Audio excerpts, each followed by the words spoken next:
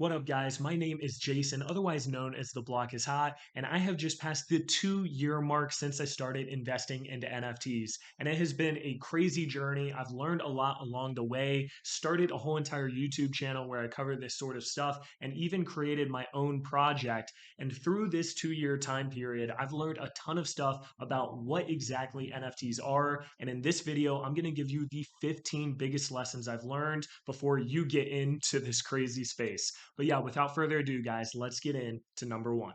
Lesson number one, guys, is that NFTs are not just an image, but instead a technology that allows you to own something virtually or digitally for the first time ever. Now, let me break this down to you guys because this is the biggest misconception for people that are new to the NFT space. And it was actually a misconception that I had. A lot of times we can look at these random apes or crypto punks or these rocks selling for millions of dollars. And we're like, what the heck, dude? I can just screenshot this image. I can right click, save this image. Like, what is the big deal? And the misconception is that you're thinking that it's all about the image when it's really about the ownership. Actually being able to own that CryptoPunk, for example, allows you to buy and sell that, and the blockchain verifies that this is in fact yours. And even though some projects out there might just be about the art, there's a lot of new and innovative technology and ideas that are utilizing this technology in ways to provide value that has never been done before. And one of the big examples that I want to bring up that I think we're going to see major in the next 5 to 10 years is gaming. Instead of going on Fortnite or Clash Royale and buying these different skins that are just on your account that hold no value, in the future, you would actually be able to own those different skins, trade those skins, sell those skins, have different utilities that derive from those skins. And this has really only been possible through the ability to have NFTs verify that you own something online. So next time you see some ape sell for a ridiculous amount of money and you're like, oh, I can just screenshot it, realize that it's more so about the ownership. And over time, people are going to find new and creative ways to continue to provide value. Lesson number two is that NFTs are potentially the best crowdsourcing slash crowdfunding way to start a business that the world has ever seen. And let me break this down because I know that's a big claim. Let's say I wanted to start a bee farm and have a bunch of bees generate honey, right? And then I'm going to take that honey and I'm going to manufacture it into different products and then sell those products. And yay, I have a successful business, right? Here's the problem with that. You need capital to do these different things, to start these different businesses. Maybe I go to my family, but then you're putting a lot of pressure on them. They might not have the money to help you. Maybe you go to a bank, but you might not qualify or you have crazy interest rates. And then maybe you go to an angel investor, but then they're going to want a lot of equity for investing very early on to your idea. All of these things are possible, but then a lot of these businesses will still fail, and it isn't a very effective way of doing things because now you might just be getting money from these people, but you're not actually getting additional resources that can help ensure that your business is successful. What's really cool about NFTs, guys, is I can say, hey, I need $100,000 to start this bee farm so we can start making honey, right? What I'm going to do is I'm going to have some cool images of bees that are going to be NFTs, and we're going to sell 1,000 of them for $100 each, and we're going to raise $100,000. And anyone in the world, because crypto is global, can now send me $100. I get that money instantly. I don't have to worry about chargebacks. I don't have to give up any equity in my company, and they will all invest into this overall project. And now I can start that bee farm. And if I can make that bee farm successful, maybe I'll sell some of the honey, give it back to holders, give some honey to the holders, make some cool content videos, have some cool art with it, whatever the case is. But you're able to do that with very, very little capital, raise a bunch of money, and then because people own your NFTs, they are part of your community. And the better your NFT project does, the more value that they have. So what happens, guys? Everyone in your community is incentivized to make the project better. So not only did you get all of this money without having to give up any equity, as well as getting royalties from the secondary sales of your NFTs that you would have otherwise not gotten, you now all of a sudden have this beehive in a sense of community members that all have their different connections. Some of them might have different suppliers. Some of them might be really good at accounting. Some of them might have lawyers, right?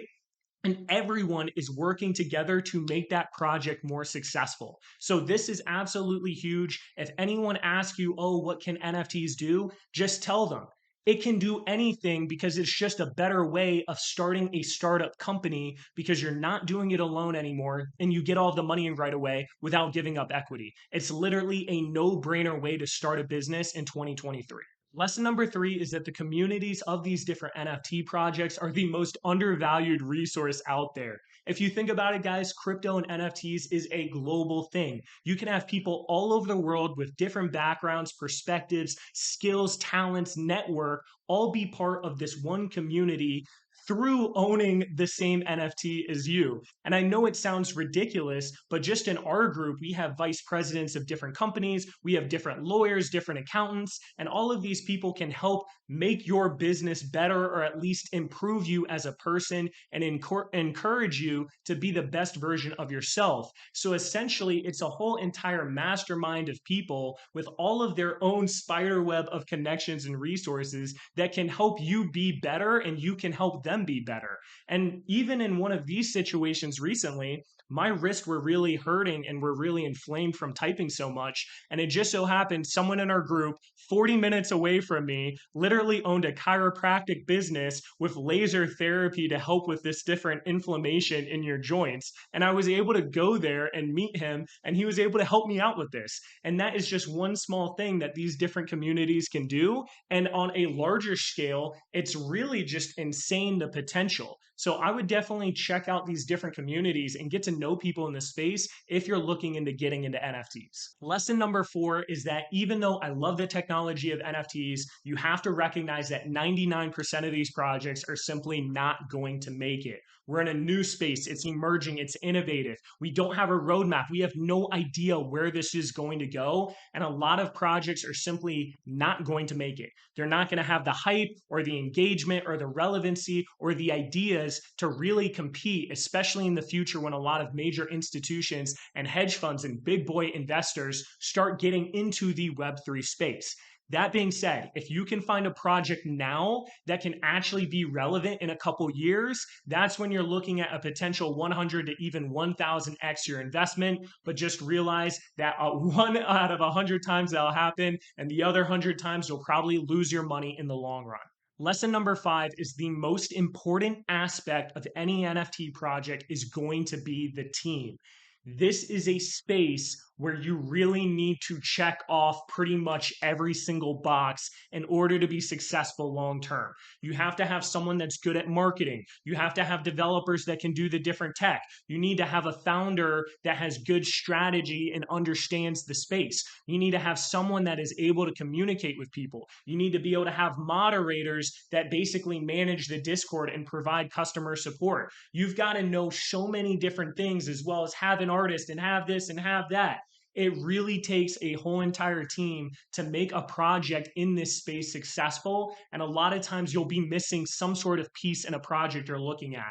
Maybe it's a great project, but they don't have a founder that can go on a video and really put themselves out there and communicate. Maybe it's a great project on the tech side, but they have no idea how to market. Maybe the project is just cool overall, but the art is so bad that it doesn't bring in enough attention or enough eyes onto the project. So it's really hard to find these projects that check off every single box. But one of the biggest and most important things is a team, because you need a team that is going to be able to adapt with the times and have a vision of 5 years, of 10 years, rather than doing actions that are just part of the meta right now. Lesson number six is that the money is made on the purchase and not the sale when it comes to NFTs. And you might have heard this before when it comes to like real estate or like house flippers, where they already know they're making money as soon as they buy the house because they bought it at a good deal. They then know they can put another 10 to 20 grand into it, and now it's worth $100,000 more than when they got in.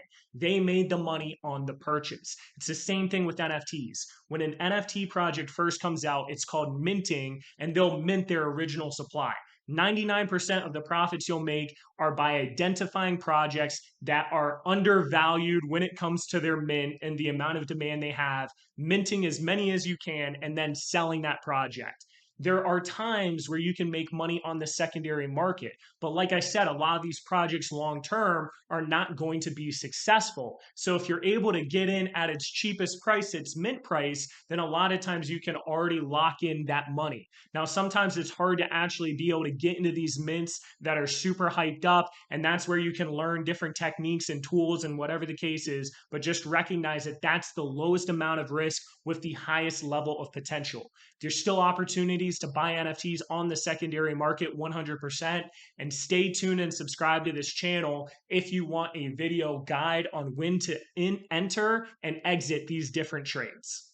Lesson number 7 is that the NFT market is one of the most easily tradable investments out of everything else out there, and here's why.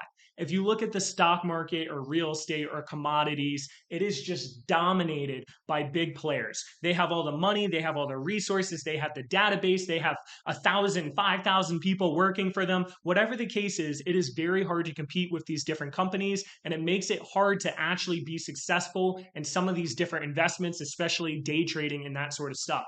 What's cool about NFTs is that it's not dominated by those things yet. A lot of it is still PvP, and really the people that do the best in the space are the people that are good at figuring out how other people are going to think and react to different news. There's all this news that happens in the NFT space, and by being able to predict how other people will react to it, you can then better trade. And to be honest, it sounds crazy, but I don't really lose money in this space because I know when to get into these different projects. I pay attention to the different news that are coming out. I have a pretty good idea of what other projects are going to do, and I'm extremely patient at getting in at the right opportunities. And there aren't a lot of spaces out there that you can do this. And hopefully over time, and you're starting to see this, a lot of these different NFT projects are startup companies in a sense, and they're finding ways to build different value to distribute to holders. So it's not just like this PvP type thing. But in the meantime, it enables people that take the time to actually learn this space to be able to compete and make a lot more money than other options out there, such as the stock market.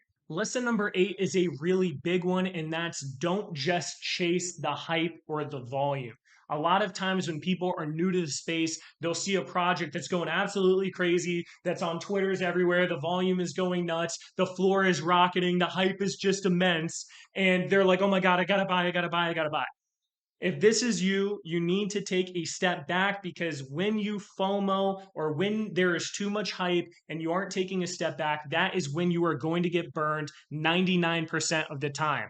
Like I said, if you're patient and you get into the right projects and you take your time and you make sure you're making money on the purchase and not on the sale, you are going to do way better than just simply following what's hype at the time. And this was a big mistake that I had in the beginning, where I'd hear something major come out with some sort of project out there. I'd be like, oh my God, I gotta buy. Well, that's what everyone else is thinking. And a lot of times that's where you can actually get burned. So don't chase the hype. Lesson number 9 goes very hand in hand with lesson number 8, and that's exercising extreme patience. A lot of people don't have patience in this space, but you have to have it. If you miss out on a really high quality mint that you wanted to go for, maybe you need to be patient and wait for that project to cool down before going on the secondary and buying it if you think it's going to do well long term. Maybe if you missed out on that mint, you just wait another week or two until another good mint comes up. The key is to always have patience. The moment that you're rushing into different plays or buying the project that's hype right now or all these different things is the moment that you get burned. If you missed out on a mint, well, that sucks. Maybe figure out how you don't miss out on it next time. And guess what? There might be another great mint happening in 3 weeks. But what you don't want to do is be like, oh, I missed out on this mint. Let me mint this other project tomorrow. And that project sucks. And now you just lost money. So exercise patience. Lesson number 10 has to do with project relevancy.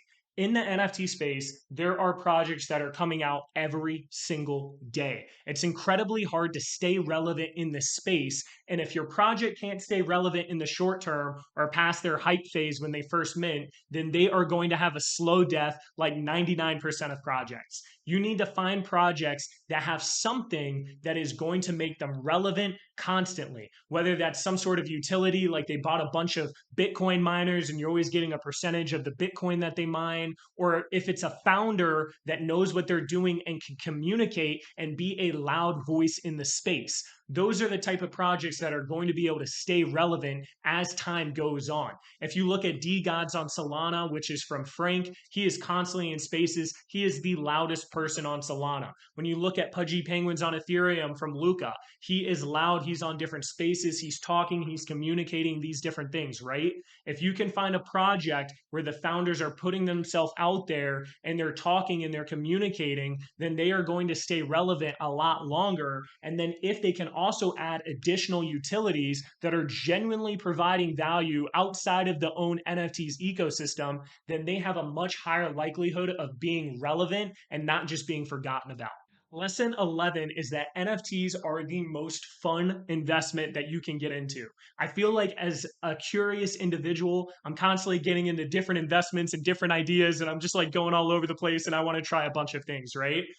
NFTs are legit the most fun thing that you can do. Instead of just going on, E-Trade or Ameritrade, Robinhood, and buying some GameStop stock and just having it sit there just a number, you can instead look at all these different projects that are almost like startup companies, and you can research them and talk to their founders and understand their vision. And for the first time, you can actually get in really early without needing to be some really rich IPO or bank or hedge fund. You can actually get into these projects because they're selling their NFTs to anyone, right? So it's really, really fun to actually be in the space and collect these different NFTs. And even though it's not about the image in a lot of situations, it is fun interacting with these different communities, getting to know different people, collecting NFTs that you vibe with, that you like, looking for different traits that really represent who you are. And it makes the whole dynamic of NFTs so much more fun and so much more emotional. And even when it comes to minting NFTs, you never know what you're going to get. So you might mint an NFT of a project that's coming out, and you might be like, oh man, I have no idea what I'm going to get. Am I going to get something rare? Am I going to get something common? And there's times where you might mint something and it's worth 100 times the value or 10 times the value because you got something super, super rare. And honestly, there isn't another way to invest that I've found so far that is as enjoyable as this, even though it can be stressful trying to keep up with all these projects. Lesson number 12 is that NFTs are great active investments. They aren't great passive investments. So in the NFT space, things are constantly changing. Projects are constantly launching. It's very hard to stay relevant. There is a lot to keep up on. And the best way to make money in this space is by being active and staying up to date on the different news. If I know a project is going to be coming out with a big announcement before a lot of people know that, then that gives me an edge when it comes to my investment. When I know a project just had some sort of major FUD thing happen on a Twitter space or something, and I know that before a lot of other people, that is once again going to give me an edge. There are some projects, if you don't have a lot of time in this space, where you can invest in. They're the top projects and you just hold and you hope they're here around in the future. But the more active you are, the more advantages you're going to have towards other people when it comes to trading, investing, and all this stuff. And what I'll say to add on to this is that you're going to want to find some sort of niche. There's different blockchains in the NFT space. There's Cardano, there's Ethereum, there's Polygon, BSC. I mean, there are Cardano. There's a lot of different blockchains, right? It is almost impossible to keep up with all these projects from all these different blockchains. So I would really find a niche in one blockchain, or maybe just pick a couple projects from different blockchains rather than spreading yourself too thin. In my opinion, it's much better to be invested in 10 super high quality projects that you really like and believe in versus being in 100 different projects where you can't even keep up with what's going on in their Discord. Lesson number 13 has to do with sustainability. If you think about it, guys, a lot of NFT projects, they'll mint, they'll get a bunch of money up front. A lot of times they don't know how to actually manage that money, and then they blow it all, and now they don't have enough resources to keep growing the project. And yes, there's royalties, which means they get a little bit of money from each sale on the secondary market, but a lot of times that isn't enough money to actually sustain the overall project. When I'm looking into investing into a project for the long term, I want them to explain to me how they are going to generate enough revenue over the long term to actually pay for everything that they need to pay for. And if their answer is simply minting more NFTs, then that should be a huge red flag, and you probably need to get out of that project. Minting NFTs only dilutes you as a holder. If you have 5,000 apes, right? And then all of a sudden they say, hey, we got these 5,000 new apes. Guess what, guys? Now there's 10,000 apes. You just paid them more money for them to dilute your supply, for them to have like more shares of Apple stock or more shares of Samsung stock. It's ridiculous. Now, there's times when more NFTs make sense as long as it's providing a different utility, such as a membership for one thing, maybe this is for something completely else. But if they're a project and there isn't any difference in utility between the first and the second thing that they release, then they're just getting more money from you. And then at the same time, they're devaluing your position. So look for projects that are actually going to be sustainable because those are going to be the ones that are around. Lesson number 14 is that the technology of NFTs, as well as the crowdsourcing, as well as all of these other things I brought up in this video, makes me believe that NFTs and crypto are going to be way, way, way bigger in the future. I have no idea where things are going. I think a lot of stuff will be gamified NFTs, different digital collectibles from major institutions, whatever the case is. But I genuinely feel like we're incredibly early to this whole entire thing. And I think in 5 years from now or 10 years from now, you're going to start seeing a lot of major companies be like, oh, I want to get into the Web3 space. It's going to be a whole entire trend where we're going to start demanding this more and more so in the future as things become increasingly digital and virtual. So, yeah, I guess this whole lesson is just like, my whole journey through this has made me realize that we're just really early. There's a lot of projects that are going to make you lose your money, but the few projects that are out there that are actually going to be around in 5 years are going to do exceptionally well. And that also there's going to be an immense amount of opportunities in the future as more things unfold and as more bigger and larger teams start seeing the demand and start building in the space. The last lesson that I wanted to bring up here is that being part of this space now, while it's so early,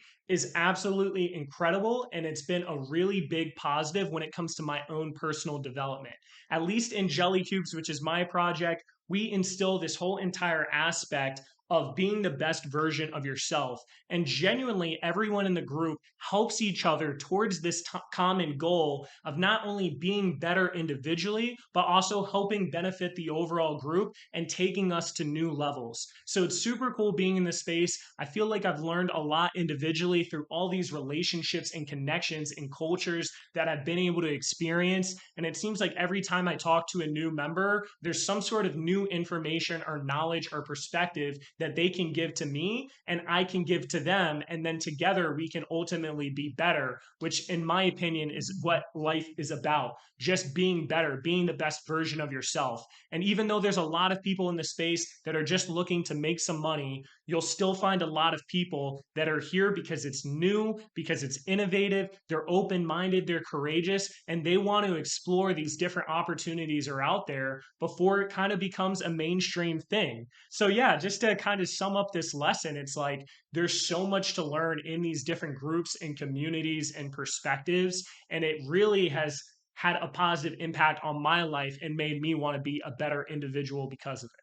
That pretty much wraps up the top 15 lessons, guys. There's so many more lessons that I couldn't fit into this video, or it'd be like a 100 lessons video, which I don't think too many people would watch. But I hope that you enjoyed it. And I hope that this was a good balance between understanding the tech and where I think where the NFTs are going to go and why I think they're valuable, as well as some different trading aspects and just personal growth and experience aspects I've had in the space as well.